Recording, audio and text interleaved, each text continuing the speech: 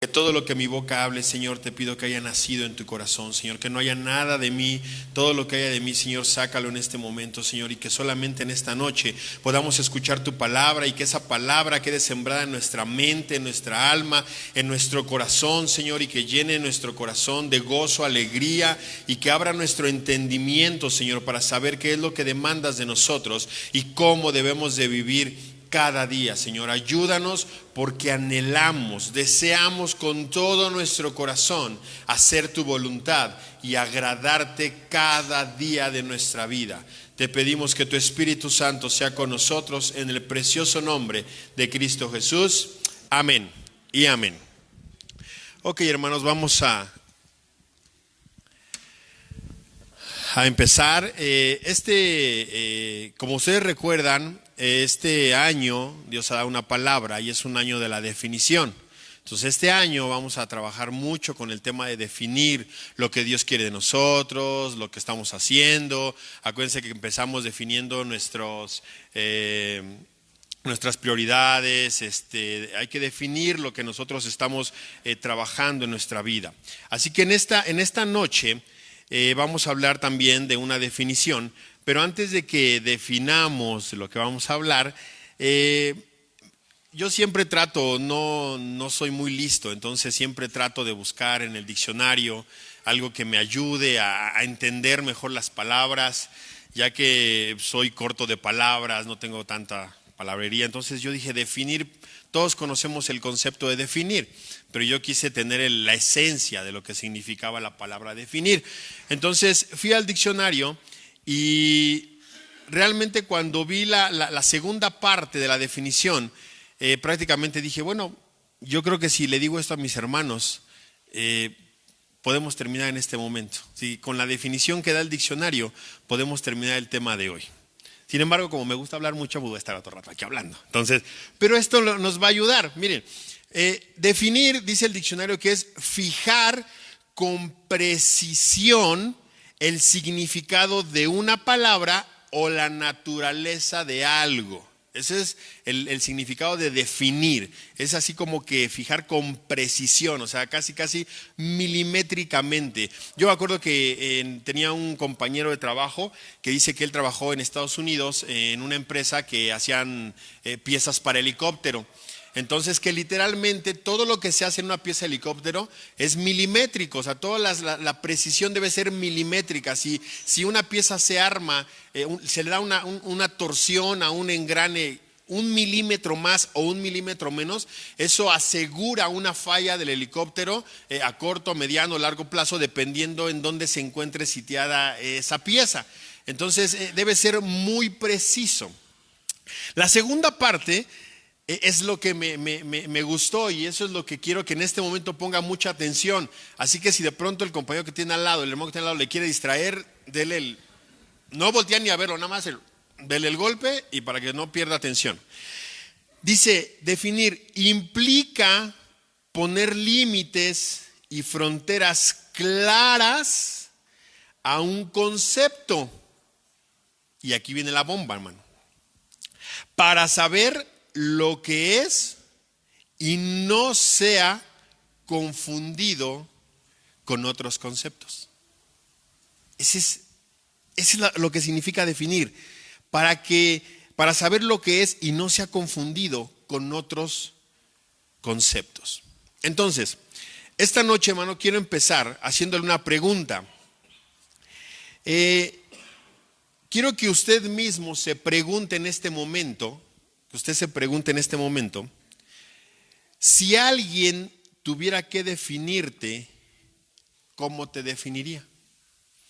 Si alguien, tu familia, tu vecino, tus compañeros de trabajo, si alguien en este momento que te conoce en tu diario vivir, porque aquí pues todos somos muy bonitos, todos somos muy guapos, todos somos muy bien portaditos, aquí sí nos peinamos. Pero en realidad en nuestro diario vivir, cuando sales el domingo en bermudas, que casi los vecinos te acusan por contaminación visual, pero al final del día esos momentos e instantes de tu vida, ¿cómo te definiría la gente? ¿Te definiría como una persona amorosa? como una persona misericordiosa, como una persona amable? ¿Te definiría como una persona bondadosa, dadivosa? O sea, ¿te definiría como un cristiano? ¿O de pronto por ahí tendría sus pequeñas reservas de, pues mira, es muy buena gente, pero si le haces esto, o si le obstruyes su entrada, o si el perro pasa, ya no es tan amable? Sí es dadivoso de lo que ya no le sirve. No comparte, solamente se deshace de lo que ya no quiere. ¿Cómo te definiría la gente? ¿Qué concepto tendría la gente en este momento de ti? Ahora viene una pregunta más honesta, porque a lo mejor la gente pues también de pronto nos agarró cuando se nos subió la bilirrubina y el apellido nos llegó al tope y nos agarró en un mal momento. Y entonces a lo mejor pues ya se prejuició por eso y ya. Pero entonces la siguiente pregunta sería, ¿cómo te definirías tú en este momento? ¿Como esa persona amorosa, bondadosa, misericordiosa? O sea, ¿tú mismo te definirías como un buen cristiano? Bueno, ni siquiera cabría la palabra buen. Pues ¿eres cristiano o no eres cristiano? Entonces, ¿te definirías como cristiano? O sea, tu vida sí es algo que refleja el amor de Cristo, tu vida sí es verdaderamente, tu cuerpo es el portador, es el templo del Espíritu Santo, si eres bondadoso con la gente, o eres de los que va caminando en la calle y ves que alguien está pidiendo dinero, aunque traigas, o de repente dices, oye, ¿por qué no le diste? No, es que ese es su negocio y gana hasta mejor que yo, y es una señora como de 80 años, ¿no? Y dice, sí, pero si tú no le das, y a lo mejor le va mejor que a ti, qué bueno. Ella no puede estar empleada en ningún otro lugar. Cuando un niño te pide no, es que es negocio de sus papás, pues quién sabe cómo le vaya al pobre niño si no llega con algo, con una cuota que le pidan su papá o la gente que de pronto los pone a trabajar. Y más allá, hermano, de la justificación que tú quieras dar, que si es su negocio, que si es su trabajo, que si eso se dedica, que si gana más que tú, que si ellos no pagan impuestos, que si el pretexto que le quieras poner, yo te diría, si Jesús fuera a tu lado, ¿qué harías? ¿Le darías la misma excusa? ¿O dirás, no, señor, mira, señor, mira, ahí está, señor, sí le di, porque va a tu lado? Y entonces la pregunta sería, ¿no crees que Él va contigo todo el tiempo? Dios está siempre con nosotros. Fue una promesa que nos dio, que Él estaría con nosotros todos los días. Y esa es una bendición para nosotros. Y luego llega la pregunta del millón. Se llama Introducción sin fin, porque apenas estamos empezando. Estoy agarrando calorcito ahorita. ¿Cómo te define Dios? Si le preguntaran a Dios, oye Dios, ¿cómo es Eduardo? Acompáñame a Juan, el Evangelio según San Juan,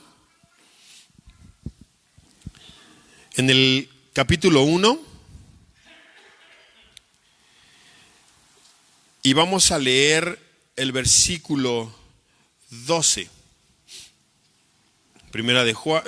Juan 1, versículo 12.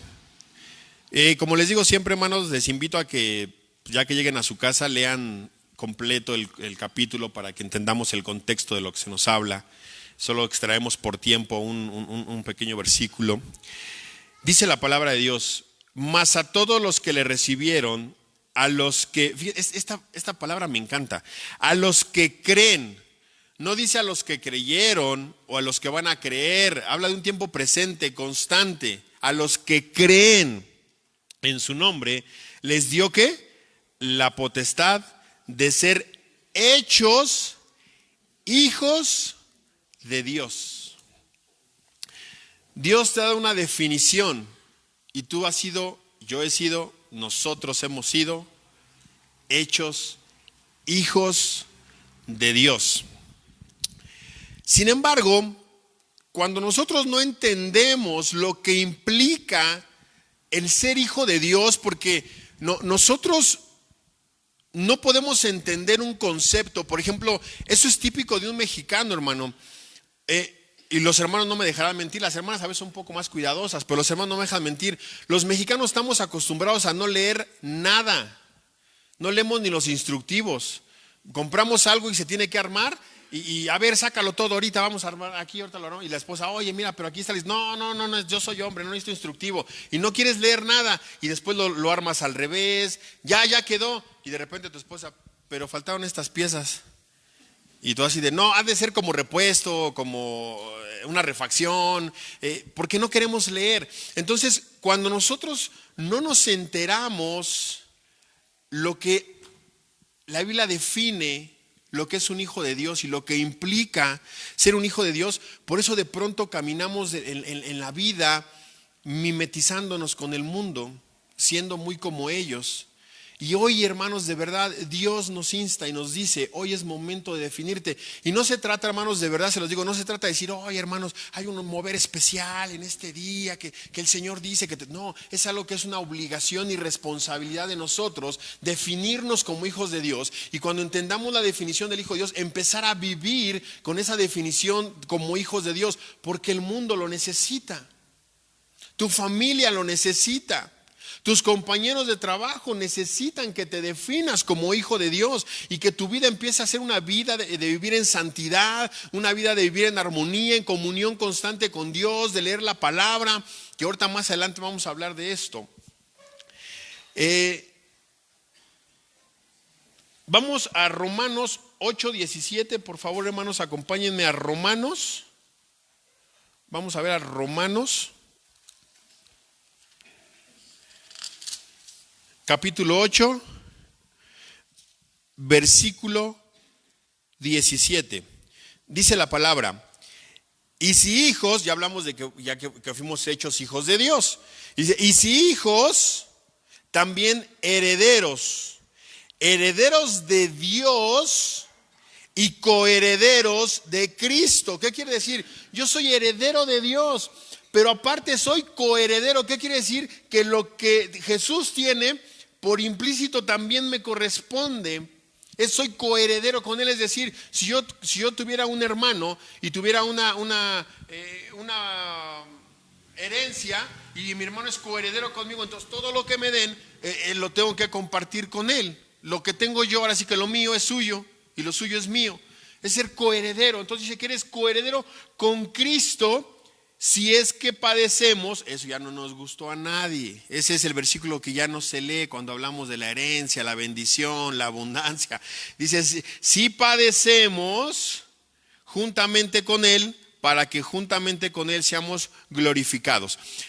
Cuando nosotros empezamos a entender el reino de Dios, que somos hijos y nos vamos definiendo y entendemos que somos herederos y coherederos con Cristo, pero que también nosotros tenemos que padecer. Es como cuando tú vas a cobrar un testamento y te dicen, sí, yo le dejo todo a mi hijo, siempre y cuando antes de 2 años se case y tenga un hijo. Si no tiene un hijo, todo mi dinero va a pasar a la caridad. Hay una condición. Y nosotros tenemos que cumplir las condiciones para que la bendición llegue a nuestra vida. Miren, tienes que conocer la definición de lo que implica ser un hijo o un heredero del reino. Aquí la herencia entra al revés. Normalmente para que tú puedas heredar, tiene que morir el dueño, ¿no? Para que tú tengas. Aquí es al revés. Tú tienes que morir para que puedas heredar. Entonces tú primero mueres y luego heredas, ¿no? Aquí es un poquito al revés en el reino de Dios.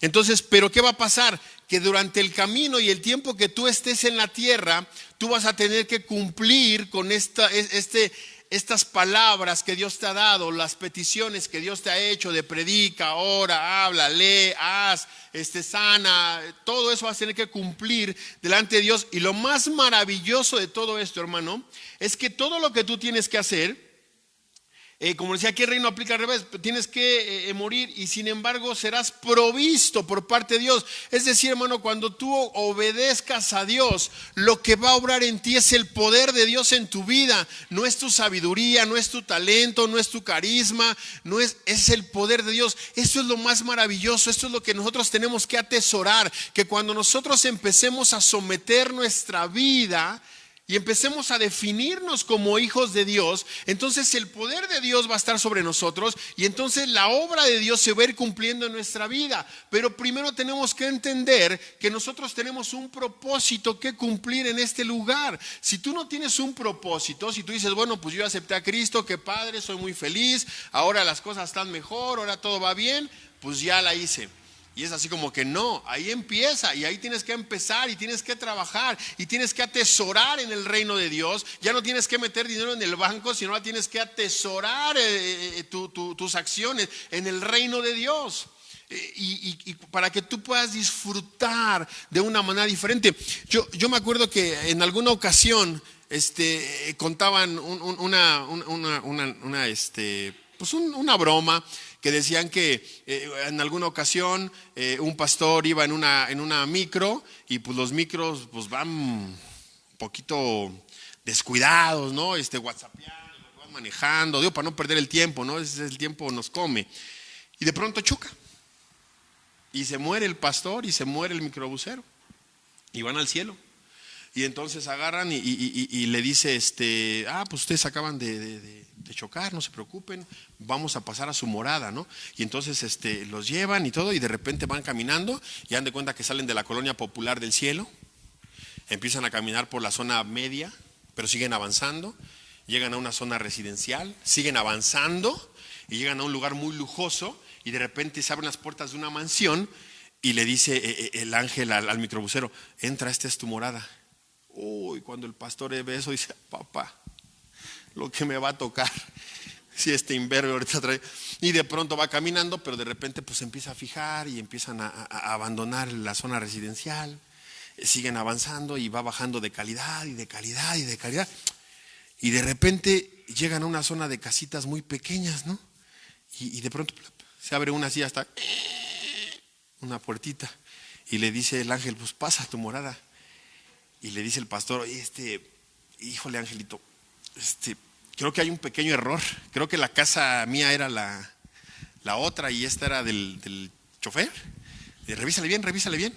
Y dice el ángel, discúlpame, déjame. Tú eres el pastor, ¿no? Sí. No, está bien, esta es tu casa. Y dice, oye, ¿pero por qué? Yo soy pastor. Dice, sí, mira, pero tú eras pastor, congregabas a tus congregantes cada 8 días y la mitad de ellos se quedaba dormido. Y ese fulanito los ponía a orar todo el día, los que estaban arriba en el micro, todos estaban orando todo el camino para que no pasara nada.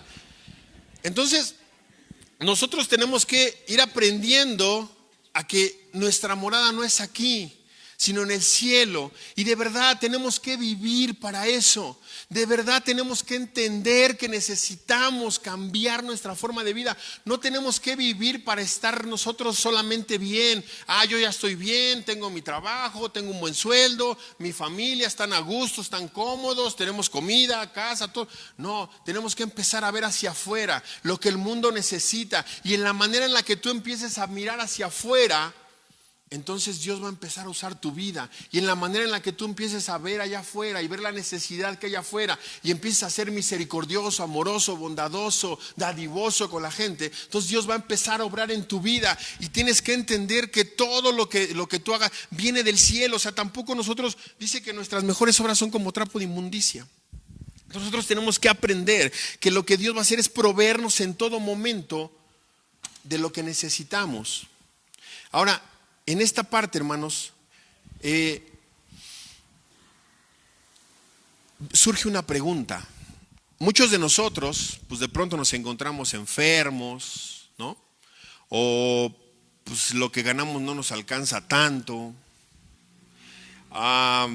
Tenemos ciertos problemas. Y de pronto nosotros hacemos lo correcto. ¿Qué es eso? Buscar a nuestro Dios. Y decirle, Dios, ayúdame. ten misericordia. Y no es una exigencia, ¿no? No es así de Dios, sáname, no. A veces sí tenemos eso de sáname, pero es más por desesperación que una orden. Nosotros tenemos que entender, no le damos órdenes a Dios, al contrario, clamamos y pedimos su misericordia. Y a veces el dolor nos hace así como que exaltarnos un poco, pero pedimos el favor de Dios. Bueno, la pregunta del millón es, ¿qué quieres? ¿Y para qué lo quieres?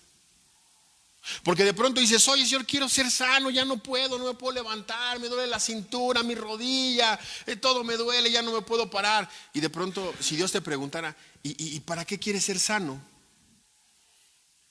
No predicas, no trabajas en el ministerio, no haces nada, como que parece que nada más estás robando oxígeno a la tierra. Y entonces la pregunta es, ¿para qué quieres ser sano? ¿O para qué quieres el dinero? ¿O para qué quieres esto? ¿Para qué quieres lo otro? Si no hay un propósito en tu vida para llevarlo a cabo. Por eso decíamos, cuando definas lo que es ser un hijo de Dios y tú lo entiendas y lo apliques a tu vida, entonces ahora cada cosa que tú pidas va a tener un sentido, porque entonces ya tiene un propósito. Señor, yo quiero esto porque voy a hacer esto y esto y esto. Entonces ya tiene un propósito tu vida, ya tiene un propósito lo que estás pidiendo. ¿Cuántos casos, hermano, no han escuchado que de repente hay ay Dios, dame dinero, y te da y se van? Y pasa como los leprosos, ¿no? Que eran 10 y el Señor le dice, vayan y presenten la ofrenda, y cuando dan el camino se dan cuenta que son sanos y solo regresa uno. Y dice, Señor, ¿no eran 10? Los que fueron sanados, ¿no eran 10? Solo regresó uno. Entonces empieza a definir lo que quieres, para qué lo quieres.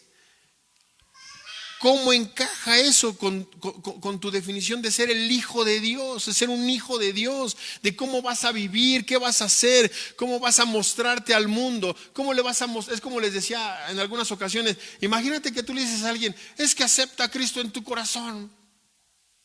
Y así de, ¿y como para qué? Estás bien amargado. Me da pena.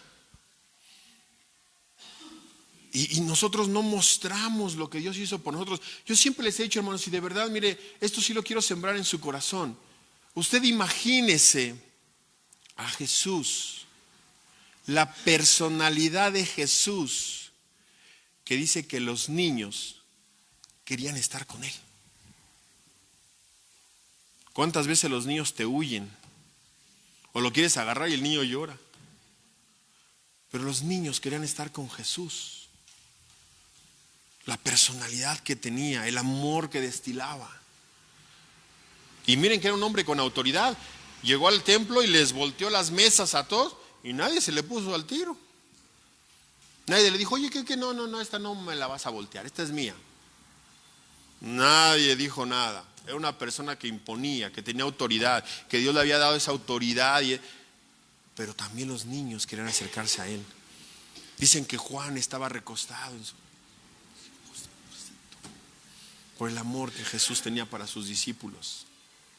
¿Cuántas gentes te pueden definir como una persona amorosa?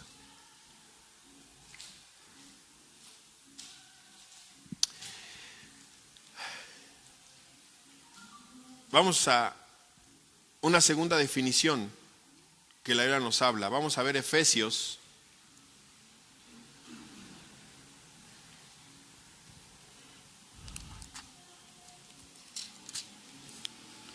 En Efesios 6, vamos a leer nada más del 10 al 12. Dice, por lo demás, hermanos míos, fortaleceos en el Señor y en el poder de su fuerza. Vestidos de toda la armadura de Dios para que podáis estar firmes contra las acechanzas del diablo. Ojo, no dice que no vamos a tener acechanzas. Por eso dice, prepárate para que cuando las acechanzas vengan, permanezcas firme. Porque no tenemos lucha contra sangre y carne, sino contra principados, contra potestades, contra los gobernadores de las tinieblas de este siglo, contra las huestes espirituales de maldad en las regiones celestes. Cuidado. Ese es lo que nosotros, ¿saben qué? A veces lo malinterpretamos. No es que el vecino me trae, no es el vecino. Aprende, amor, misericordia, perdón. Amor, misericordia, perdón. Eso es lo que Dios practica todo el tiempo con nosotros. Con nosotros. Tú piensa cómo es tu vecino el que te tiene un poquito desequilibrado. Y tú compáralo contigo y Dios.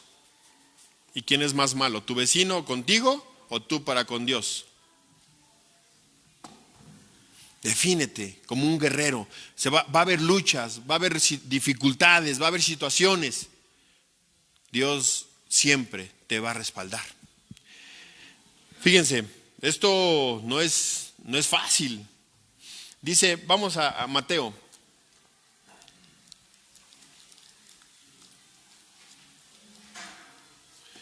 En Mateo 11. Mateo 11, vamos a leer el versículo número 12. Dice,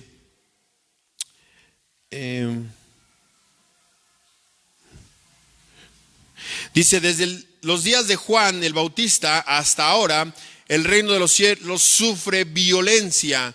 ¿Y quién? Los violentos lo arrebatan. No dice los fuertes. No dice que el más fuerte, dice el violento lo arrebata. El reino de los cielos sufre violencia. Tú tienes que estar preparado. Ahora, yo hace unos días hablaba yo con un compañero de mi trabajo que estaba un poco cabizbajo y yo le decía precisamente, es que tienes que definir tu camino. Define tu camino, porque cuando no defines tu camino es como cuando el mundo no existía el Waze. Y entonces dabas vueltas, ¿no? Dabas vueltas y la esposa, oye, ya pasamos por aquí. No, este es nuevo, es parecida a la colonia, pero es nuevo, tiene la misma arquitectura. Entonces dabas vueltas y vueltas. Pero cuando tú defines tu camino, es lo que yo le decía a mi compañero de trabajo, le dije, ¿ves? Cuando tú te defines, ya estás en el lugar adecuado. Nosotros decidimos definir nuestra vida y seguir a Cristo, amén. Nosotros lo definimos, ya estás en el camino correcto. Ya no te tienes que desviar ni a derecha ni a izquierda, ni regresarte, ni mirar el pasado. Nada te debe distraer, debes de estar en el camino y mirar hacia adelante. Puesto los ojos en Jesús, el autor y consumador de nuestra fe. Siempre debes avanzar. Entonces, ¿qué quiere decir esto? Pues ya la hice, estoy en el camino. Sí, ya estás en el camino. Pero todavía no llegamos, solo estás en el camino, pero estás en el camino adecuado. Ya no vas a tener más cargas, las cargas que traes conforme vayas avanzando se van a ir aligerando. Esto es como los videojuegos, hermano, tienen un nivel. Para que tú puedas hacer cierto poder, tienes que tener cierto nivel. En el cristianismo lo mismo, cuando tú ya estás en el camino, ya estás en el camino adecuado para empezar a avanzar y a ir perdiendo las cargas. Pero si tú no caminas, vas a conservar la misma carga. Tú tienes que llegar de aquí a la puerta para que te quiten la primer carga. Si tú no caminas a la puerta y te quedas aquí, la vas a seguir cargando por mucho tiempo, pero estás en el camino. De ti depende cuánto tiempo quieras seguir cargando más esa carga. Cuando tú empieces a avanzar, muchas gracias. Cuando tú empieces a avanzar, entonces las cargas se te van a ir quitando y vas a ir avanzando y va a haber complicaciones. Va a haber, así como cuando Pedro le dijo, Señor, que estaba en el mar, le dice, si eres tú, dime que vaya a ti. Y Jesús le dice, ven, y él camina sobre el agua, pero de pronto empieza a ver las olas, empieza a ver el agua debajo de sí y empieza a tener miedo y se empieza a hundir. Y el Señor lo salva nuevamente y le dice, ¿por qué dudaste?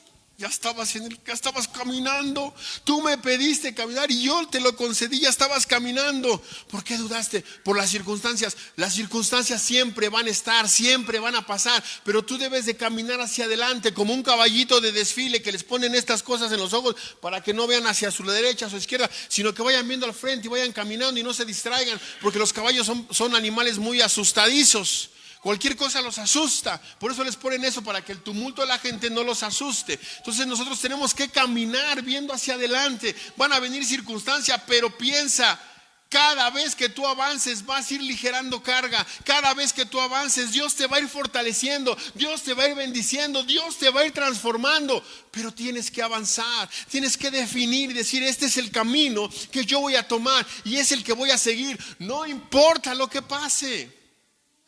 Y cuando tú vayas avanzando, Dios va a empezar a quitar la carga y a ponerle su bendición, a quitar carga y a poner su bendición, a quitar carga y a depositar su poder en ti. Pero necesitas definir tu camino. Ya estás en el camino. Ya elegiste renunciar al pecado. Ahora vívelo. Ya no vivas una vida mediana. Ya no vivas con un, pues sí, es que, pues ya no voy a la iglesia, mejor pues me voy al tianguis a desayunar, porque si no luego ya salgo y la señora ya no está.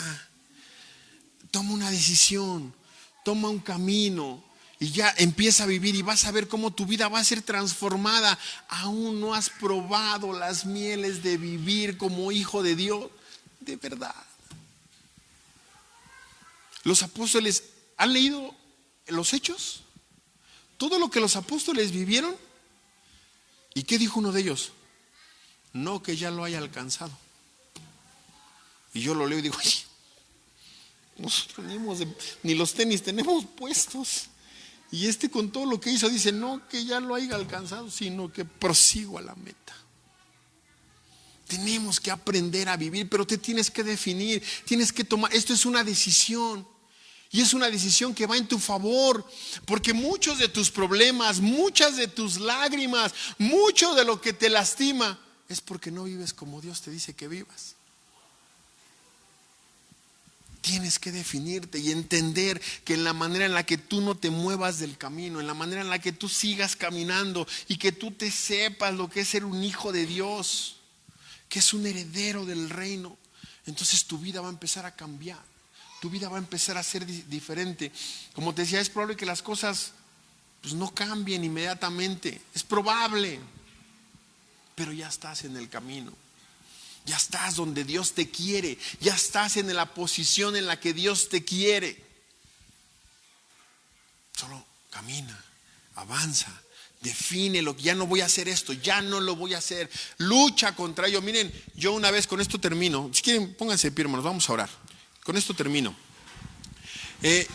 Yo en una ocasión, cuando estaba compartiendo, yo les decía, ¿cuántos de nosotros no hemos dicho, si es que tienes un mal carácter, o si es que quieres todavía seguir viviendo mundanamente, o de pronto tus ojitos se van de vacaciones y ven lo que no deben, no sé, cualquier punto, y de repente tú dices, ay, hermano,